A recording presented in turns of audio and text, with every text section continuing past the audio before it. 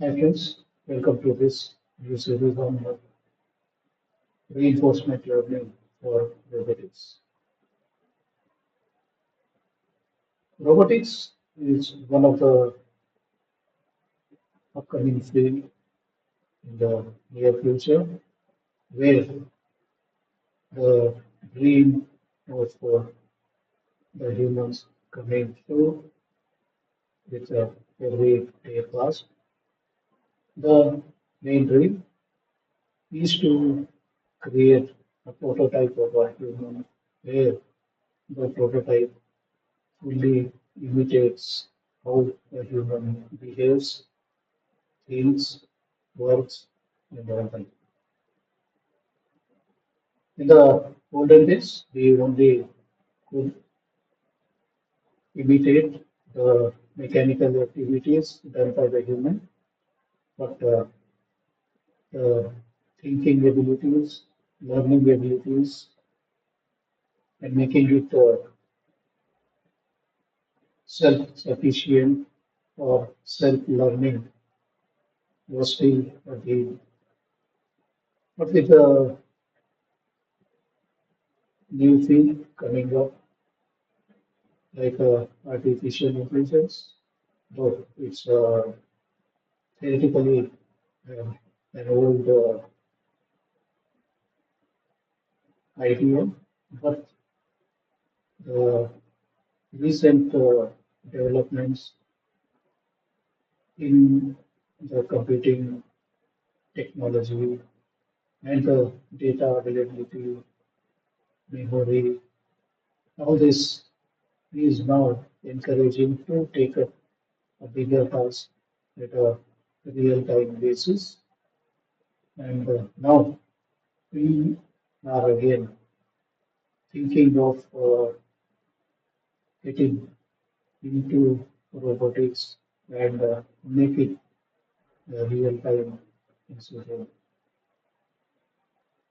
So I am Dr. Sandeep, your mentor, welcoming you to this session, robotic using reinforcement learning. It's a bridge between AI and autonomous systems. Welcome to this session. So looking at what we have in the future sessions, let's look at the context. So let's begin our journey with introducing what reinforcement learning is, what learning is, and then get some basics about the robotics. Later, let's try to inquire why reinforcement learning is the most suited technology for robotics. Then get into first step into the reinforcement learning. Let's see what are the components are there in the reinforcement learning. Then let's get back to our old mathematical model named Markov decision process.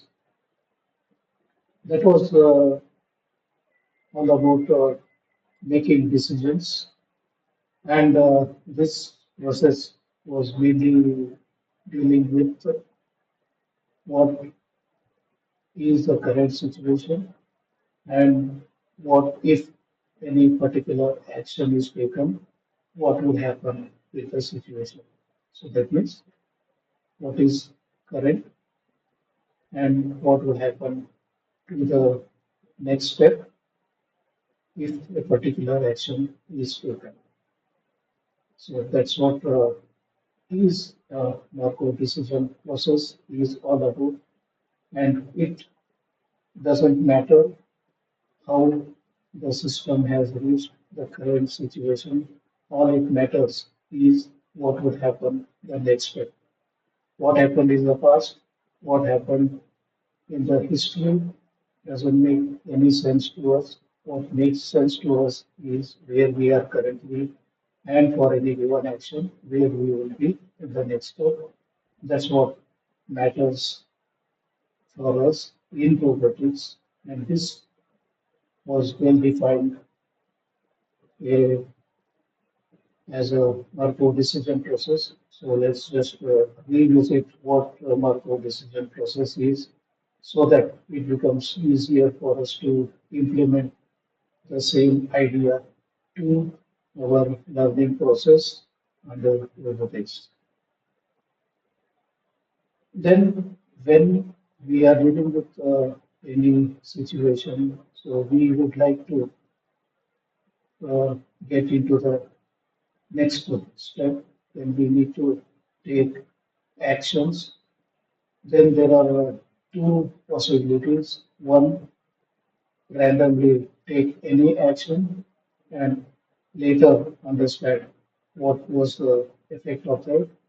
Or if we have already taken similar action earlier, then we will be knowing what would be the effect. So either make use of the past decisions or create a new decision and take a new step and then learn something new. Either use the past experience for the next step or use some random step for getting into the next step. So this random step will give us new avenues of learning. So getting something random is what we call explore, and using the past experience is what we call exploit.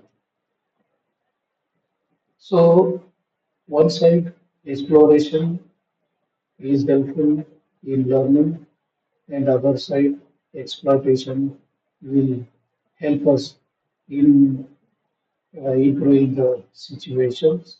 The past experience can be improved by revisiting them. The other side, past experience, if not very well suited, then we can take new steps. So there is always pros and cons about exploration and exploitation. So we just have to understand the trade-off between exploration and exploitation.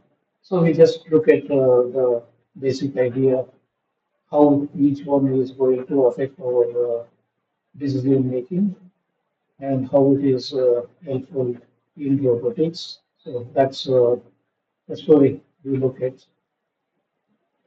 Then we begin our main story over reinforcement learning. So look at various reinforcement learning algorithms, overview of them, and then start looking at each of these algorithms in detail, one by one.